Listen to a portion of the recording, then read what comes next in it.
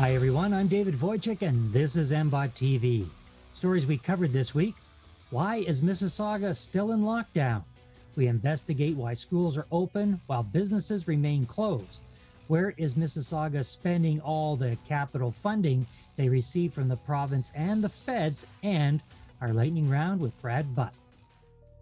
The Mississauga Economic Recovery Group would like to acknowledge and thank all of our sponsors. For more information, please go to our website. The provincial government announced that Peel Region would not enter the red zone and extended the stay-at-home lockdown order until March 8th. The Mississauga Board of Trade expressed its disappointment with the decision, stating the province has let down hundreds of businesses in Mississauga after clearly stating the path to reopening would start on February 22nd. The announcement has sent a devastating message to responsible small businesses that they are not valued and respected in today's Ontario economy. With schools being open and businesses still closed, business owners are having a tough time wrapping their head around the decision. Why are schools and children being put above businesses? Peel's Medical Officer of Health, Lawrence Lowe, shed some light on the precautions being taken in schools. There has been significant attention to precautions being taken to keep those kids safe in school. In terms of changes to the sizes of cohorts, to automatic dismissals, enhanced testing, all of the precautions and measures that have been taken for staff and students to really ensure that that's a safe learning environment. And schools have always been different throughout the course of the pandemic. I think we've always highlighted it's the same kids in the same cohort. If there's an exposure, they all get dismissed. There's ways for us to easily contact trace and case manage in a way that you don't necessarily have, or you're not necessarily able to in the broader community context with business. In a recent announcement, the City of Mississauga received government funding for our transit infrastructure. In total, the city has $158 million to support new projects. Jeff Wright, the Commissioner of Transportation and Works for the City of Mississauga, gives us an overview of an exciting new lakeshore project in the works. The city undertook what was called the Lakeshore Connecting Communities strategy, and that played out, managing transportation improvements with growth, both in terms of population and employment forecasts. And so over time, we will be investing in transit service along the Lakeshore corridor. And this gives us a bit of a boost to construct some dedicated bus transit lanes, along the eastern edge of Lakeshore that will help offset some of those development pressures. So it's a great news story because we're moving forward with our transit agenda file along the waterfront. We'll be back with the lightning round with Brad Butt right after you find out how you can save money on your employee benefits with the Chambers Plan. The Chambers Plan now offers employee benefit programs with greater selection, higher coverage levels, and more value than ever before. Take another look and see why we're the choice of more small businesses than any other plan in Canada. The Chambers Plan. It's for your benefit.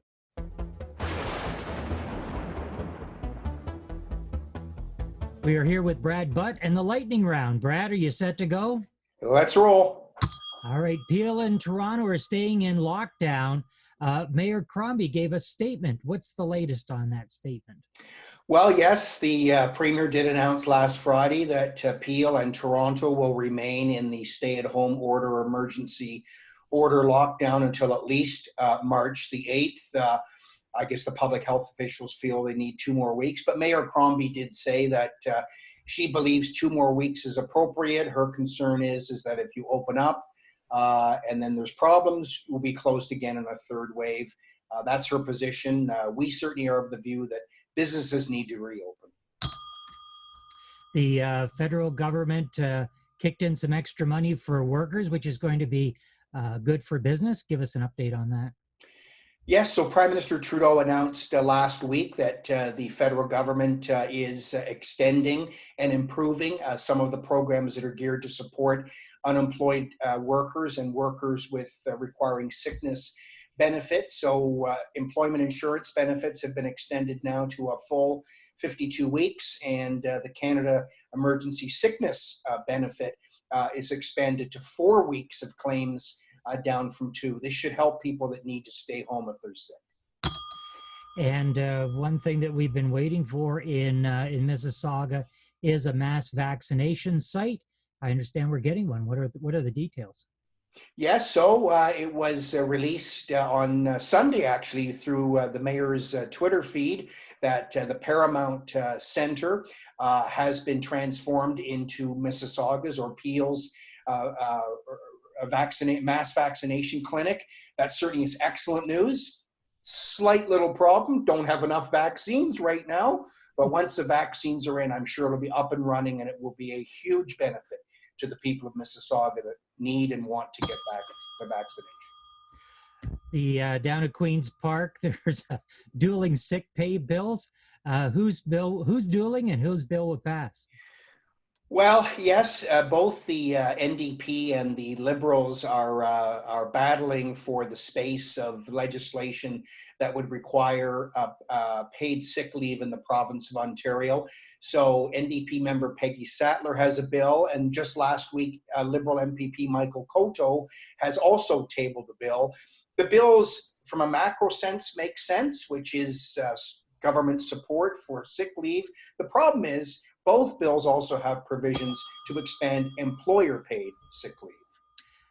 President Biden is going to meet Prime Minister Trudeau, and the House of Commons has established a Canada-U.S. relations. What do they hope to accomplish, given the halt to Keystone and potentially a nail in the coffin of Line 5 in Sarnia? Well, on Tuesday, there is supposed to be a proper virtual meeting between President Biden and Prime Minister Trudeau. They had a quick phone call shortly after President Biden was inaugurated, but this is going to be a more wholesome meeting on a wide variety of topics. So let's hope the Prime Minister is strong in defending Canada's interests with President Biden. In the meantime, the House of Commons has established a committee to look at Canada-U.S. relations on a more wholesome basis and advocate for Canada's best interests. That's it for the lightning round with Brad Butt. Brad, we'll see you next week. Thanks, David. And now for our upcoming events listing with Stephanie Giorgio. Stephanie.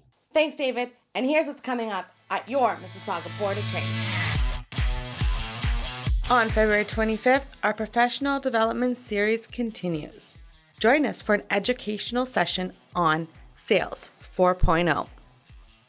On March 2nd, join us for our virtual Mayor's Annual Address. Mayor Bonnie Crombie will speak and address on city's issues, challenges, opportunities, and good news stories. Register at mbot.com/events to receive your link to join. On March 3rd, Membership Matters is at MBOT, a session for new members to discover all the great benefits that your Mississauga Board of Trade has to offer. Seasoned members are always welcome to stop by for a refresher. On March 9th, we welcome John Wilson, founder and CEO of CEO Global Network, for our From the Corner Office fireside chat.